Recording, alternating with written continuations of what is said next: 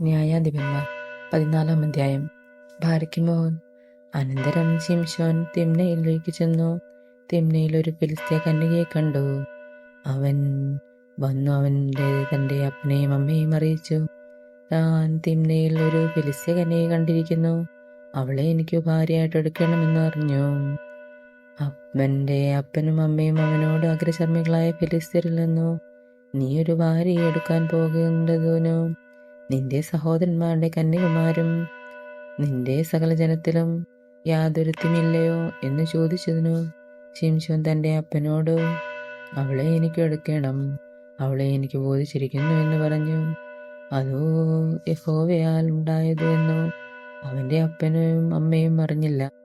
അവൻ ഫിലിസ്ത്യരുടെ നേരെ അവസരം അന്വേഷിക്കുകയായിരുന്നു. ആ കാലത്ത് ഫിലിസ്ത്യരായിരുന്നു ഇസ്രായേലിനെ വാണിരുന്നത്. അങ്ങനെ ശിംശോനും അവൻ്റെ അപ്പനും അമ്മയും തിമ്നയിലേക്ക് പോയി. തിമ്നയ്ക്കരികെയുള്ള മുന്തിരിത്തോട്ടത്തിലെത്തിയപ്പോൾ ഒരു ബാലസിംഹം അവൻ്റെ നേരെ അലറി വന്നു. അപ്പോൾ യഹോവയുടെ ആത്മാവ് അവൻ്റെ മേൽ വന്നു. കയ്യിൽ ഒന്നും ഇല്ലാതിരിക്കെ അവൻ അതിനെ ഒരു ആട്ടിൻകുട്ടിയെ പോലെ കീറിക്കളഞ്ഞു. താൻ ചെയ്തത് അപ്പനോടും അമ്മയോടും പറഞ്ഞില്ല. പിന്നെ അവൻ ചെന്നു ആ സ്ത്രീയോട് സംസാരിച്ചു, അവളെ ശിംശോന് ബോധിച്ചു. കുറെ കാലം കഴിഞ്ഞ ശേഷം അവൻ അവളെ വിവാഹം കഴിപ്പാൻ തിരികെ പോകയിൽ സിംഹത്തിന്റെ ഉടൽ നോക്കേണ്ടതിനു മാറിച്ചെന്നു. സിംഹത്തിന്റെ ഉടലിനകത്ത് ഒരു തേനീച്ചക്കൂടും തേനും കണ്ടു. അത് അവൻ കയ്യിലെടുത്തു തിന്നും കൊണ്ടു നടന്നു. അപ്പന്റെയും അമ്മയുടെയും അടുക്കൽ ചെന്ന് തർക്കം കൊടുത്തു. അവർക്കും കൊടുത്തു, അവരും തിന്നു. എന്നാൽ തേൻ സിംഹത്തിന്റെ ഉടലിൽ നിന്നു എടുത്തു എന്നു അവൻ ആരോടും പറഞ്ഞില്ല. അങ്ങനെ അവന്റെ അപ്പൻ ആ സ്ത്രീയുടെ വീട്ടിൽ ചെന്നു. ശിംശോൻ അവിടെ ഒരു വിരുന്ന് കഴിച്ചു. യൗവനക്കാർ അങ്ങനെ ചെയ്യുക പതിവായിരുന്നു. അവർ അവനെ കണ്ടപ്പോൾ അവനോടുകൂടെ ഇരിപ്പാൻ 30 തോഴന്മാരെ കൊണ്ടുവന്നു. ശിംശോൻ അവരോട്, ഞാൻ നിങ്ങളോട് ഒരു കടം പറയാം.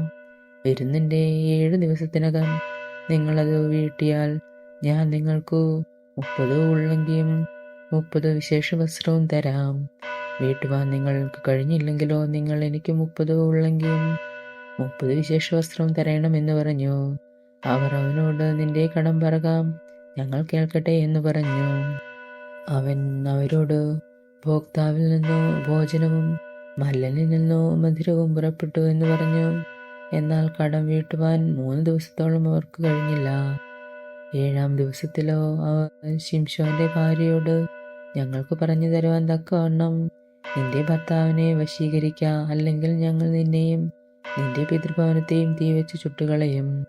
ഞങ്ങളുടെ വസ്തു കരസ്ഥമാക്കേണ്ടതിനോ നിങ്ങൾ ഞങ്ങളെ വിളിച്ചത് എന്ന് പറഞ്ഞു. ശിംശോന്റെ ഭാര്യ അവന്റെ മുമ്പിൽ കരഞ്ഞു, നീ എന്നെ സ്നേഹിക്കുന്നില്ല, എന്നെ ദ്വേഷിക്കുന്നു. എന്റെ ആസ്മാദികളോട് ഒരു കടം പറഞ്ഞത് എനിക്കു അത് പറഞ്ഞു തന്നില്ലല്ലോ എന്ന് പറഞ്ഞു. അവൻ അവളോട്, എന്റെ അപ്പനും അമ്മയ്ക്കും ഞാനത് പറഞ്ഞു കൊടുത്തിട്ടില്ല, എന്നെ നിനക്ക് പറഞ്ഞു തരുമോ എന്ന് പറഞ്ഞു. വിരുന്നിന്റെ 7 ദിവസം അവൾ അവന്റെ മുമ്പിൽ കരഞ്ഞുകൊണ്ടിരുന്നു. 7-ാം ദിവസം അവൾ അവനെ അസഹ്യപ്പെടുത്തുക കൊണ്ടു അവൻ പറഞ്ഞു കൊടുത്തു. അവൾ തന്റെ അസ്മാദവാദികൾക്ക് കടം പറഞ്ഞു കൊടുത്തു. 7-ാം ദിവസം സൂര്യൻ അസ്തമിക്കും മുമ്പേ പട്ടണക്കാർ അവനോട്, തേനിനേക്കാൾ മധുരമുള്ളത് സിംഹത്തേക്കാൾ ബലമുള്ളത് അത് എന്തു എന്ന് പറഞ്ഞു.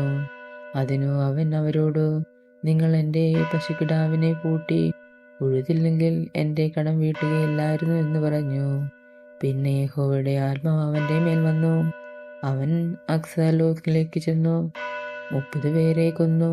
അവരുടെ ഊടുവരി കടം വീട്ടിയവർക്ക് വസ്ത്രം കൊടുത്തു. അവന്റെ കോപം ജ്വലിച്ചു. അവൻ തന്റെ അപ്പന്റെ പോയി. ശിംശോൻ അവന്റെ കൂട്ടുകാരനായിരുന്ന തോഴന് തീർന്നു. ദൈവമേ, സ്തുതി നിനക്ക് യോഗ്യമാകുന്നു. ബാരക്കിമോ.